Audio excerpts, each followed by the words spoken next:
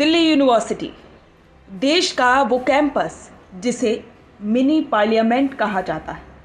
यहाँ होने वाला हर चुनाव आने वाले वक्त की राजनीति का आईना माना जाता है और इस बार के रूसू चुनाव 2025 के नतीजों ने ये साफ कर दिया है कि छात्र राजनीति में हवा किस ओर बह रही है। एबीवीपी की शानदार वापसी हुई है। रूसू चुनाव में एबीवीपी ने एनएसयूआई को 3-1 से शिकस्त दी है। अध्यक्ष, सचिव और संयुक्त सचिव ये 3 बड़े पद एबीवीपी के खाते में गए, जबकि एनएसयूआई के हाथ आया सिर्फ उपाध्यक्ष का पद। लेकिन असली सवाल यह है कि आखिर एनएसयूआई जिसने पिछले साल यानी कि 2024 में ऐतिहासिक वापसी की थी, वो इस बार फिर क्यों हार गई। 7 साल बाद सिर पर सजाया गया ताज आखिर कैसे एक साल में ही छिन गया। आइए इस कहानी को सिलसिलेवार समझते हैं। रूसू चुनाव 2025 में अध्यक्ष पद पर एबीवीपी के आर्यन मान ने एनएसयूआई की जोसलीन नंदिता चौधरी को बड़े अंतर से हराया। अंतर इतना जबरदस्त था कि बीते 10 सालों में ये दूसरी बार हुआ जब जीत हार का फासला इतना बड़ा रहा। आर्यन ने 16,196 वोटों से जीत दर्ज की। उपाध्यक्ष पद पर जरूर एनएसयूआई को राहत मिली। राहुल झांसला ने एबीवीपी के गोविंद तंवर को हराया, लेकिन सचिव पद पर कुणाल चौधरी और संयुक्त सचिव पद पर दीपिका झा ने एबीवीपी से जीत दर्ज की। यानी कि मुकाबला भले 4 पदों पर हुआ, लेकिन तस्वीर साफ थी, एबीवीपी की जोरदार वापसी और एनएसयूआई की करारी हार। अब सवाल उठता है कि आखिर एनएसयूआई क्यों हारी। इसकी पहली और बड़ी वजह रही बिखराव। अध्यक्ष पद के टिकट को लेकर जोसलीन और उमांसी लांबा के बीच जबरदस्त खींचतान हुई। उमांसी लांबा 7 साल से तैयारी कर रही थी, लेकिन टिकट मिला जोसलीन को। नतीजा ये हुआ कि उमांसी बागी हो गई और निर्दलीय चुनाव लड़ पड़ी। एनएसयूआई ना तो उमांसी को मना सकी और ना ही बगावत को दबा सकी। जोसलीन को 12,645 वोट मिले, उमांसी ने 5,522 वोट काटे और आखिरकार अध्यक्ष पद सीधा एबीवीपी की झोली में चला गया। और दूसरा बड़ा कारण रहा संगठनात्मक फूट।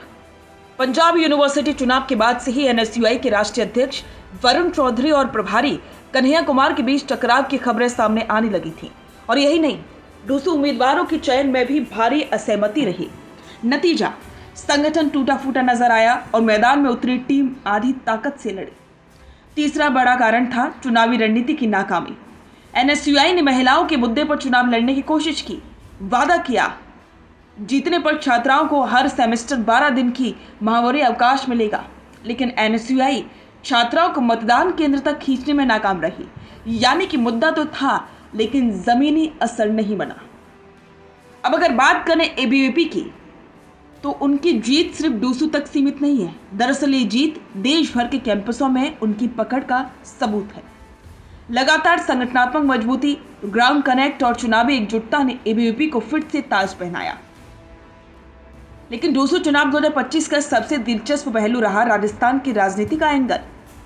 दरअसल एनएसयूआई उम्मीदवार जोसलीन नंदिता चौधरी का ताल्लुक राजस्थान से था। ऐसे में कांग्रेस के कद्दावर नेता सचिन पायलट खुद मैदान में उतरे और जोसलीन के समर्थन में डीयू पहुंचे।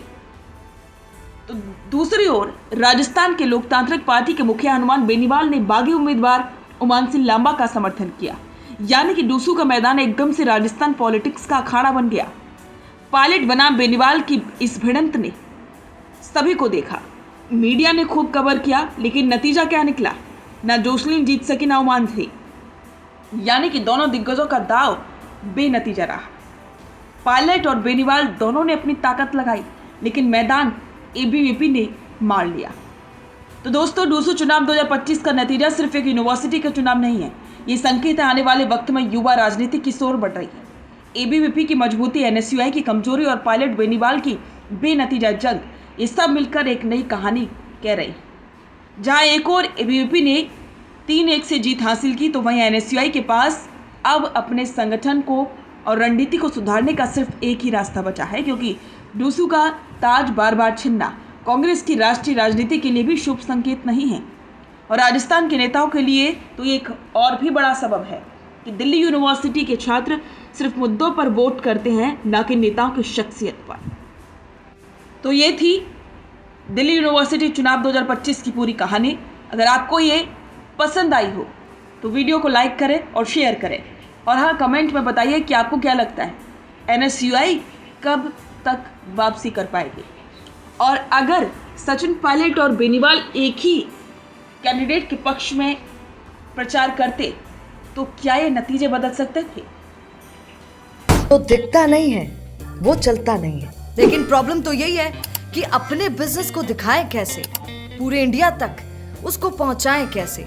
अगर आप भी ऐसा ही कुछ सोचते हैं तो समझिए आपकी समस्या दूर हो गई। जी हाँ, अब फैक्ट इंडिया न्यूज से आपके विज्ञापन, आपके पॉडकास्ट, आपके रियल एस्टेट प्रोजेक्ट्स, आपके बिजनेस को पूरे राजस्थान में पहुंचाने का एक बेहतरीन मौका आपको मिल रहा है, जहां पर आप 480 लाख प्लस सब्सक्राइबर्स और 10 करोड़ से ज्यादा टोटल न्यूज वाले चैनल में पहुंचा सकते हैं अपनी बात हमारे यानी फैक्ट इंडिया के साथ। अधिक जानकारी के लिए व्हाट्सएप करें।